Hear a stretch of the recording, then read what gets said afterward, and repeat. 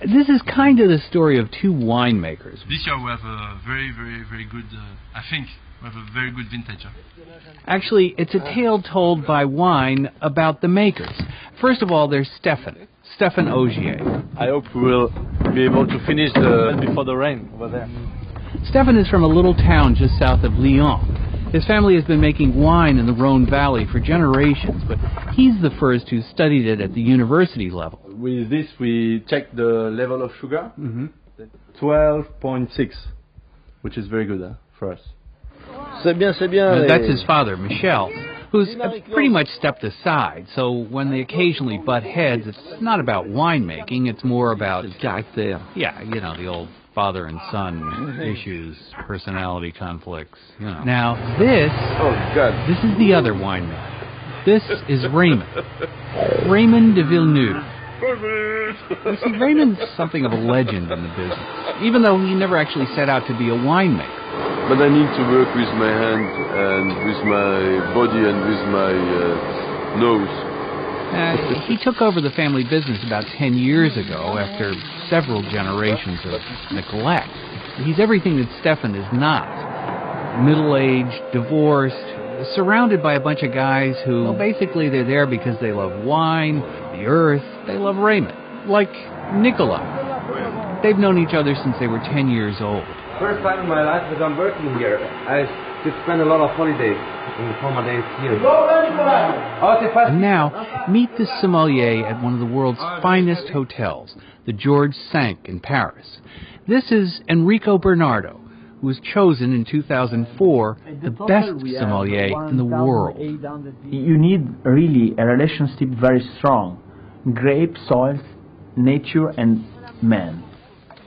You work the whole year and you never know what is going to happen at the end. Then the first tasting of the vintage is always a very good moment. All right, so this is the harvest of 2004 among the Augiers and among the crew at Raymond's place, Chateau Roquefort. Now, the Augiers are best known for a Côte Rôtie. That's a Syrah grape, which is, as its name implies, a grape roasted by the sun because it grows so high up on a mountain. I mean, the harvest is not only backbreaking, but treacherous. Look at it. The wine happens to be rather expensive, more than $100 a bottle.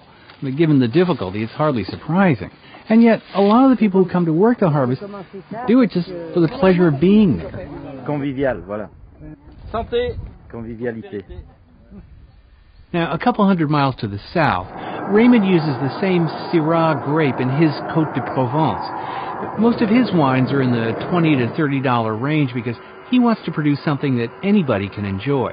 Quality et la simplicité, c'est le vrai luxe. Now, at the Augier, Stefan's mother, Hélène, spends all day cooking for the family dinner, and cooking for the harvest crew. Just cooking. I mean, okay, they're French, but I mean, is this something like right out of Norman Rockwell? By the way, these potatoes, I forget the name, but man, they were good. Wait a second. Now, Raymond, he's totally into organic cooking, but like this bird, it was supposed to have been lunch, so he puts it out that morning to defrost, and I kept checking it, but I think this was about 10 o'clock at night when they finally put the thing in the oven, and by then I'd completely lost interest. Which was a good thing, because the next morning I found Raymond, apparently they'd stayed up most of the night drinking schnapps, waiting for the bird to cook. Frankly, I mean, Raymond, it's a frat house. One day or other, they will put me in the museum here. All right, really, now stay with him here. People don't know anymore what's going on outside. How smells the cow and the fish, and it's coming. Well, they just know it when it's wrapped and packed in the supermarket. Right. Get back to nature, of course. All right, both men make spectacular wine. The point of all this is, you know, we always hear that wines have character, but I always thought they were referring to the wine, not the winemaker. So I decided to try a little experiment. I asked Enrico to taste the Côte Rôtie from Stefan, and then a Côte de Provence from Raymond, because I wondered whether or not the winemaker's character is somehow reflected in the wine. When I taste this wine from Auger, I can imagine the winemakers. This is my wife. You have the character of the man that do the wines. Very precise. You have elegance. You have serious of the work. It's still well balanced, with powerful, with good character, authentic character. Really, you can imagine the man in the vineyard when he work the grapes, you know. So powerful, elegant, and at the same time very serious. And now, Raymond's Côte de Provence. It's a wine that is so spontaneous. You can see with the color, very really attractive. When I smell the nose and the bouquet is very intense, very spring and summer aromas, really intense and extravagant. Like I think the personality of the person, really open, really friendly and generosity. Is a wine with more intensity than persistency. Is a more directly, is more open. He speak a lot. It's not possible to drink in that position. In just in few seconds, he give us a lot of pleasure, a lot of information.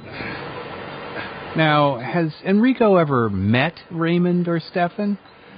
Hardly matters. He knows them through their wine. I think if you give the same grapes, the same quality of grapes, of two different persons, even if these two persons are very good winemakers, they will make something different with the same grapes. And this, we cannot explain this, which is good, I think.